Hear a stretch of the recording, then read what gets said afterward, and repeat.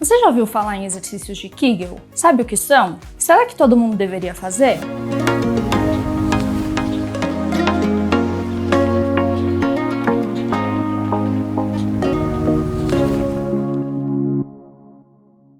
Oi gente, sejam bem-vindos a mais um vídeo do YouCare. Eu sou Fernanda Pipitoni, médica uroginecologista, e hoje nós vamos falar sobre exercícios de Kegel. Eu dividi esse vídeo em 3 partes. Primeiro, o que são esses tais exercícios de Kegel? Segundo, será que todo mundo deve fazer? E terceiro, quais os eventuais problemas que podem surgir? Então vamos lá, o que são esses tais exercícios de Kegel? São os famosos exercícios para treinamento do assoalho pélvico ou fortalecimento da musculatura perineal. Se você ainda não sabe o que é assoalho pélvico, nós temos um vídeo específico sobre o que é o assoalho pélvico e como encontrá-lo no seu corpo. Dá uma olhadinha lá.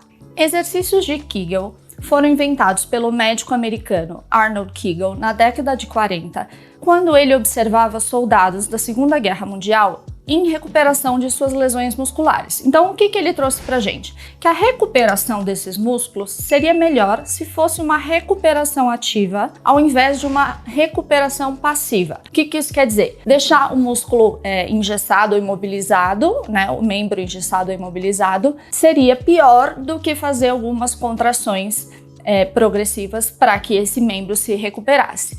E aí, dessa forma, ele transferiu esse conhecimento para mulheres no pós-parto. Hoje, exercícios de Kegel se estende a outras situações, mas nesse início foi pensado para a situação do pós-parto. Quando a gente fala de exercícios de Kegel, a gente pensa em força, em fortalecimento dos músculos. Então, a primeira coisa que a gente tem que falar aqui é que função muscular é diferente de força muscular. Um músculo, para exercer sua função plenamente, ele não tem que só ser forte, ele tem que ser forte, ágil, resistente, coordenado, saber relaxar. Pensa, por exemplo, no músculo do seu braço. Se a gente ficar com o bíceps forte o tempo todo contraído, a gente não consegue, por exemplo, apanhar uma sacola no chão, né? O músculo precisa relaxar, ter resistência, agilidade, para que em qualquer parte do corpo ele exerça a sua função. E no assoalho pélvico não é diferente. Então vamos ver como é que isso se aplicaria às situações do dia a dia para ficar um pouquinho mais fácil. Então, primeiro, pensa, por exemplo, quando a gente tosse ou espirra. A gente quer um músculo forte e ágil, que contraia rápido e se contraponha a esse aumento de pressão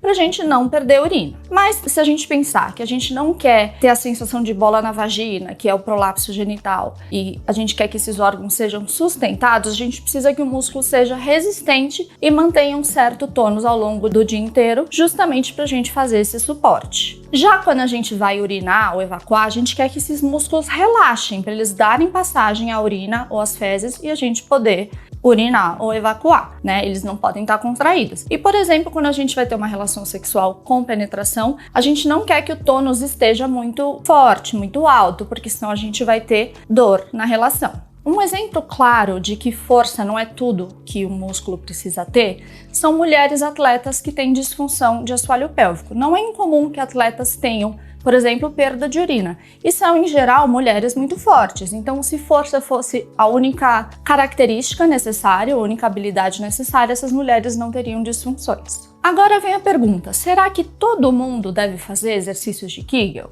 Veja, todo mundo deve se preocupar com a saúde do assoalho pélvico, né? O assoalho pélvico é um músculo em geral subestimado, mas ele é muito importante para a nossa autonomia, para a continência de urina e fezes, na função sexual, no parto. Então é algo que todo mundo deve ter atenção. Mas exercícios de Kegel servem mais para uma manutenção desses músculos, para músculos que já estão coordenados, ágeis, resistentes. E aí a gente trabalha com os exercícios de Kegel para fortalecimento dessa musculatura, como se fosse ir à academia para os músculos dos braços ou das pernas. E por que eu digo isso? Porque eu penso que toda autonomia com o nosso próprio corpo é bem-vinda, né? A gente não precisa ter um profissional, um médico, um fisioterapeuta nos dizendo o que fazer para a gente fazer testes com o nosso próprio corpo. Mas tem algumas situações em particular que exercícios de Kegel não são só uma simplificação do problema, mas também podem atrapalhar. Então, a gente vai para a nossa terceira parte agora, que são quais são os potenciais problemas de fazer exercícios de Kegel e quais pessoas nós sugeriríamos não fazê-los. A primeira situação é se você tem dor na relação sexual, porque exercícios de Kegel podem potencialmente piorar essa dor.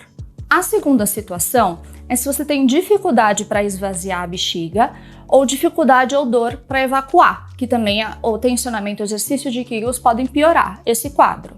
E uma terceira situação que a gente também costuma pensar é a seguinte: se você já fez exercícios de Kegel em casa, tem alguma questão que esteja querendo trabalhar, por exemplo, perda de urina, e esses exercícios não foram suficientes, aí tá na hora de procurar um profissional especializado para ter uma orientação individualizada.